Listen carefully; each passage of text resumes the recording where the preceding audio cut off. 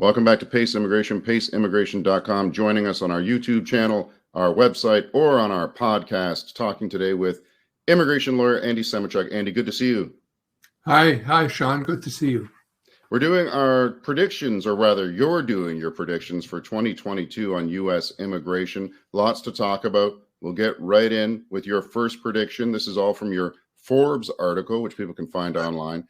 You've got number one prediction, changes to the H-1B work visas. A quote here, the U.S. will need to seriously crank up its immigration population, particularly in regard to foreign skilled workers, to keep America competitive. Andy, what changes do you foresee for the H-1B work visas?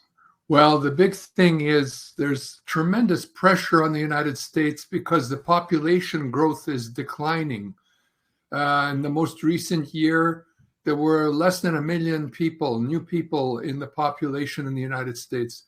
And so there's nobody to carry the load of these social programs, security, social security, and other programs, unless they improve or crank up the immigration population. So one way to do that is the H-1B visa. They're tinkering with various changes, for example, over the prevailing wage and attaching more significance to those H-1B categories where the payment is higher and so on. But my belief is a broader effort is needed. And if you look at other countries, for example, Canada, Japan, or Germany, they're well into this in terms of improving and increasing the number of people coming into the countries. The U.S. is slow on the mark, and it's got to change. Okay, so we'll keep an eye on that. So this is actually pretty popular online. I know on your Twitter feed, you get a lot of hits about the H-1B. Basically, people are tuning in to find out whether or not they're just going to let more people in the country. You're saying that they will. I'm saying they have to. They're going to have to make some changes because America is slipping in terms of economic prosperity and overall competition with other countries. Excellent. Okay, number two, the increase in premium processing. This was kind of interesting to me. I didn't quite know all about this. You've got a quote here. So the United States Customs and Immigration Service guarantees that certain employment-based visa petitions will be processed within 15 days, or they'll return the petitioner's filing fee.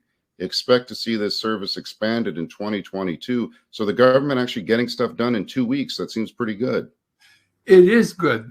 You have to pay a fee. It's called a premium processing fee, $2,500 in some cases, or whatever the particular visa is.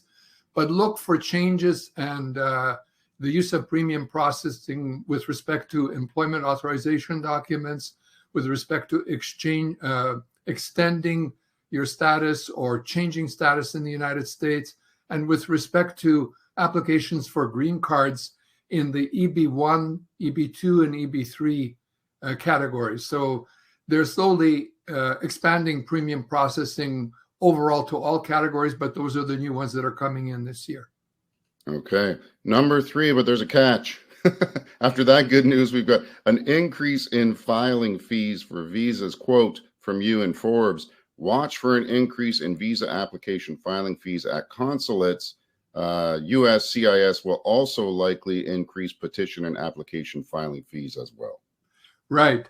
So there's no such thing as a free lunch. And in this case, it means that there's going to be higher fees. What happened here was in 2020, the USCIS increased its fees, but those fees were struck down by a court, a federal court, saying that they were improperly increased. So they're going to take another run at it. And this year, I think they're going to get it. So the fees overall are going to change, both externally at consulates and also internally through the U.S. Citizenship and Immigration Service. Any wild guess as to the amount of the increase? 20%, 10%, somewhere in there? Let's go for 20%. I like that number. Okay.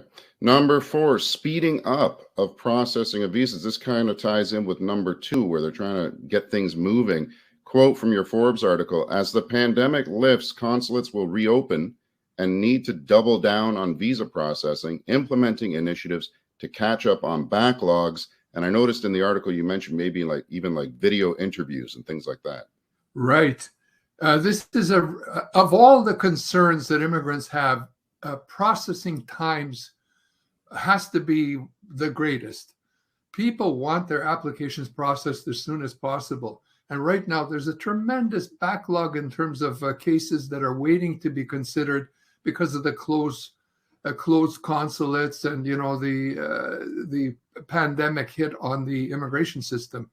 So once that lifts, we're gonna have to really hustle and get those processing times down with more people because of the fee increase. Hopefully, there'll be more people to process these cases, and as a result, I think we can look forward to quicker processing, including such things as why not use Zoom or other methods of interviews? Why do you have to have it in person in every case? I think modern technology makes things possible. Let's use the modern technology, and I think that's what we got to look forward to. Okay. And your last one, and you get a lot of traffic on this on your Twitter and LinkedIn for the EB5. Number 5, relief for regional center EB5 investor immigrants. Quote from your Forbes article: passage of a bill like the Foreign Investor Fairness Protection Act to provide relief for foreign investors who invested in the regional center EB5 program will take place in 2022. Pretty bold prediction. You're saying Congress might actually do something about this.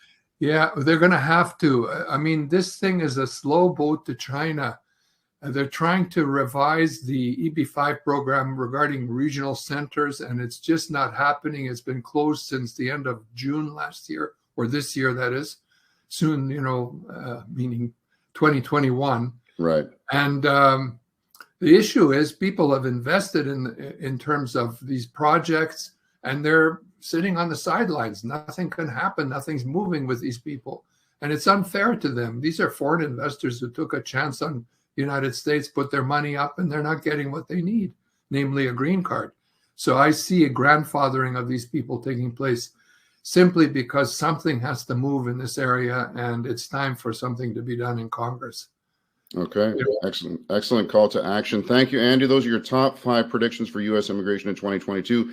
In about 364 days, we're going to revisit this video and we'll find out how accurate you are. But in the meantime, people can reach you at Semotiuk@pacelawfirm.com for all of their immigration needs. Thanks again for joining us, Andy. We'll talk to you next time. Okay. Thanks, Sean. Take care.